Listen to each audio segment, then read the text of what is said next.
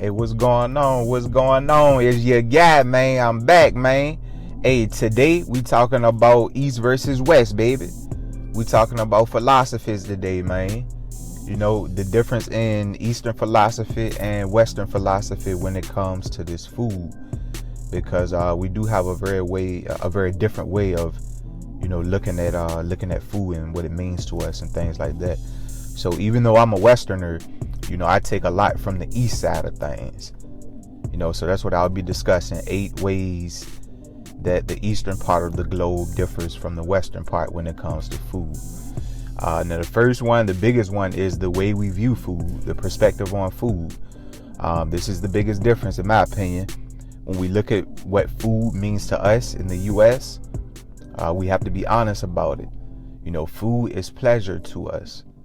When we go to a football game, there's food. When we go to the beach, there's food and concession stands. At the movies, it's food. You know, even when we play the crib, even when you at the crib, when there's a big basketball game coming on, we line up what we're going to be eating for the game. Oh, man, we're going to order pizza. We're going to order some wings, you know, stuff like that. When you chilling with your bae and you watching Netflix or whatever, you want some snacks, right? Like, it's comfort. You know that the food is attached to our comfort. So, you know, we've even turned eating into a competitive sport, for real, for real. You know, Nathan's, they have the hot dog eating contest.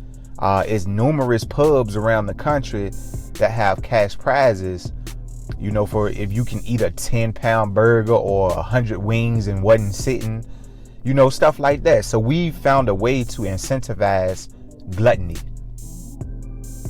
That's what we do in America. You know, we incentivize being a glut, man. You know, we live to eat over here, you know. So for us in the West, to eat is to be sociable. Like at all our social events, we have food. We have a whole nation of foodies over here. Food is pleasure to us. It's synonymous with entertainment. Whenever there's entertainment, there's food, man. You know, free food attract people. So that's something you have to consider. You know, what's your relationship with food?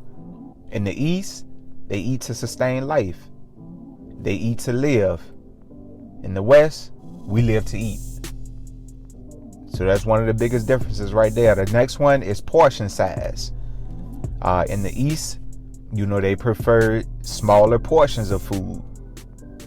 You know, by having smaller portions of food, that's going to lower your calorie intake, and also it's going to help your digestion.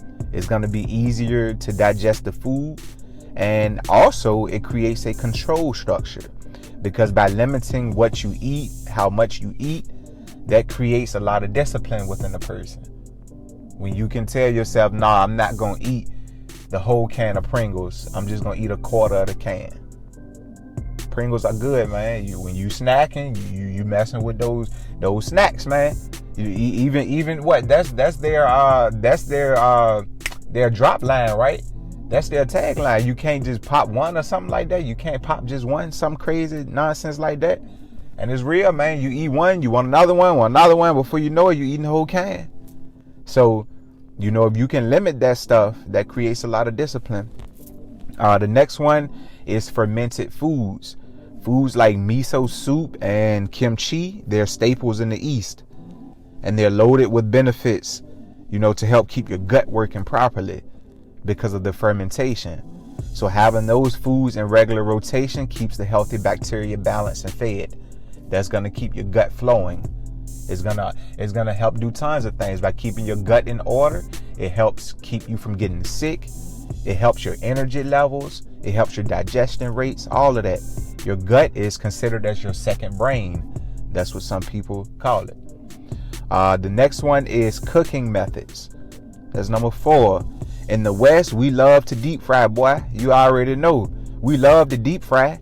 We'll deep fry damn near anything too. Chicken, fish, shrimp, Oreos, Snickers, cabbage, ice cream, literally anything, y'all. Like, we'll deep fry anything. So in the East, they fry as well. They fry, but it's just not the number one or preferred method. Over here, boy, frying is our thing. We'll deep fry any damn thing. The next one is drinking warm or hot green tea with your meals instead of cold beverages. You know, over here, we got to have that cold brewski with our pizza, man. Or that ice cold Pepsi with that hot ass plate of wings, man. That's just how it is, man. Or cold ass ketchup on hot ass french fries, man. You know what I mean? Like, that's just how we do over here, man. And that stuff, it screws with our digestion rates. Drinking cold beverages can slow down the digestion process and cause different kinds of issues. One being weight gain. So that's something to consider as well while you're on your journey. Just consider that. The next one is desserts and snack choices.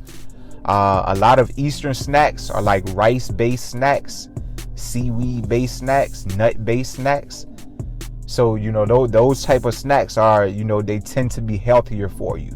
You know, not the, you know, snacks that we eat that's made with, you know, high fructose corn syrup or modified ingredients or something like that. Nah, they, you know, not really a lot of snacks like that. So that's something that that the East kind of, you know, steers away from. So the snacks are typically healthier.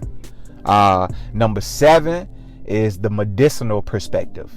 And what I mean by that is, in the East, a lot of methods are practiced to prevent the cause of deadly disease altogether. You know, instead of being reactive, you know, they're a little more proactive with attacking the root cause.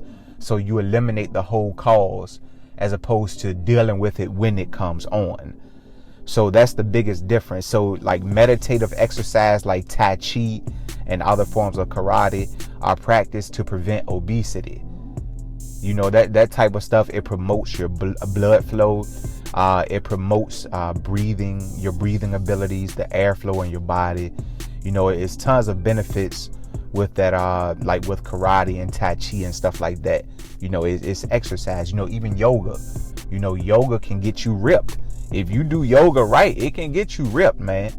You know, using your body weight, it can get you ripped. So that's you know, that's just one of those things. But anyway, but yeah, you know, meditation itself, you know, is taken very seriously over there. You know, they aim to eliminate the root cause of everything. So that's a whole philosophical difference from the West. Over here, we're a little more reactive, you know, not really proactive with, you know, preventing measures, but, you know, more so dealing with them as they come up. So that's the biggest difference. So on to the last one.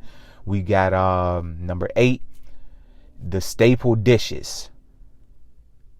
Now in the East, you know, their staple dishes include like diverse greens, you know, diverse seasonings, diverse herbs, you know, stuff like that. In America, you know, most of our staples are unhealthy, man. You know, Eastern foods are colorful and tasty. In America, big is our staple, cuz, you know, we like shit big over here. Big, you know, Big Macs, the Whopper, you know, porterhouse steaks, big steaks, you know, big slabs of ribs. You know, we overindulge here, man. One of our main staples is probably a burger and fries. And conversely, one of the main Asian staples are things like rice and noodles and seafood. You know, that's a big difference there. That's a big difference. So it's just a completely different philosophy when it comes to, you know, food and eating and exercising and things like that. So you can take a lot of methods from the East, man.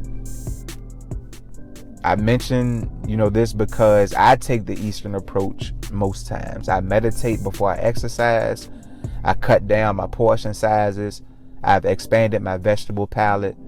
So the Eastern approach is one that I take to.